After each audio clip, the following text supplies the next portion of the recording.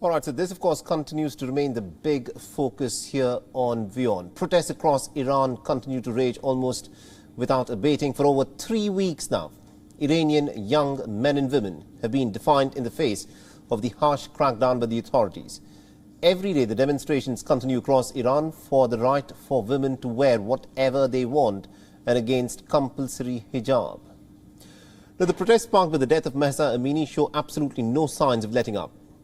Now, it has been widely reported that Mahsa Amini was tortured.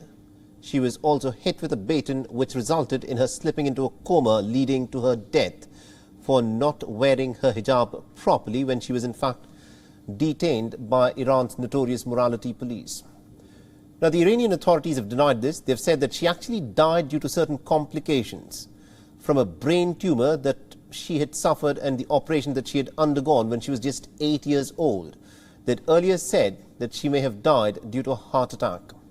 The Iranian authorities, interestingly, have also released a CCTV footage in this video where they claim that she died not because she was tortured, but actually because of some underlying condition that she was suffering from. Now, Mahsa Amini was seen in a morality classroom where she collapsed on her own, and Iran has said that this video proves beyond any doubt that she did not die in the custody of Iran's morality police.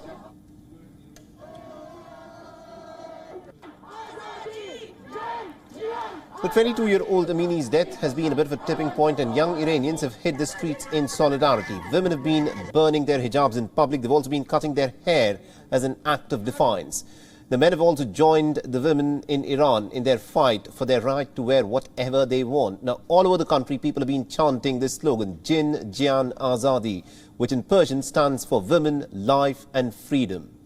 Now, the outrage against the Iranian authorities has continued to reach pretty much across all levels of the society, and young schoolgirls have also now joined protests. Now, these are young girls in the age group of 14 to 16 who are out on the streets. They're marching and also they are demanding for their rights.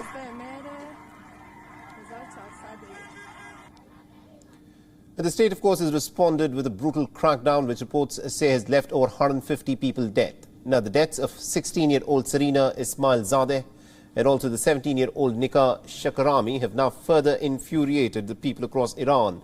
Slogans are heard demanding death to the dictator. Iran, for its part, has denied any responsibility for the deaths of these young women and has tried to deflect the blame. The state has said that both Ismailzadeh and Shakarami died by falling off a roof. Now, Iran, for these protests, had originally started off by blaming the Kurdish separatists. It also said that these protests are a dream come true for the Americans and the Israelis. And Iran has also accused the United States and Israel of backing these protests. Now, instead of introspection, fingers, of course, have been pointed at Iran's external enemy by the leaders in Iran. I say clearly that these riots and insecurities were designed by America and the usurping and fake Zionist regime. They have sat down and planned this. They've planned this. And those who take their salaries, some being traitorous Iranians abroad, have helped them. Now, around the world, people have, of course, demonstrated their solidarity with the Iranians, people in far-flung places. Most of these, remember, are essentially members of the Iranian diaspora in places such as Australia, Chile, Turkey, the United States, the United Kingdom, and as far away as Argentina, are out on the streets, extending their support virtually from every corner of the globe.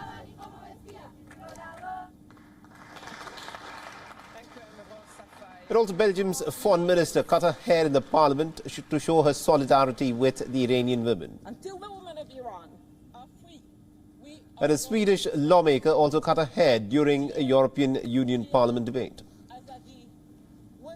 We, the peoples and the citizens of the EU, demand the unconditional and immediate stop of all the violence against the women and men in Iran.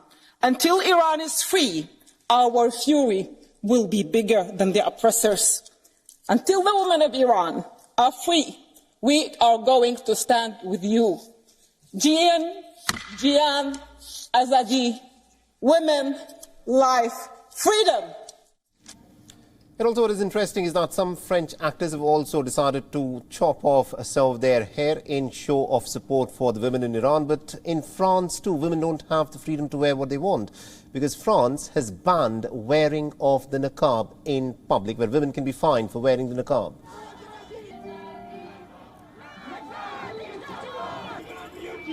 Now, despite the obvious danger and the threat, despite the violence and the crackdown, Iran's women are out on the streets and they are taking on their all-powerful government. They're looking their authorities dead in the eye while being unveiled, unbroken, and they have said that they are not likely to back down and want the government to bring about the necessary changes.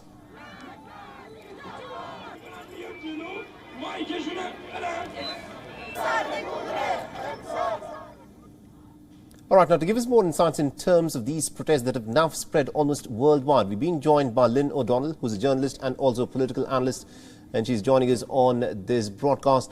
Now, Lynn, this is something that has taken virtually everyone by surprise. What's happening in Iran is unprecedented. Now, these are protests, the scale of which haven't been seen in many years, and many people have even described this as a counter-revolution to the Islamic Revolution that took place back in 1979. Is that how the rest of the world is viewing this? Hi, thanks for having me. I think that there's a lot of wishful thinking, perhaps, especially across the Western world, that finally the Iranian authorities may just buckle in the face of wide-scale protests that we've been seeing.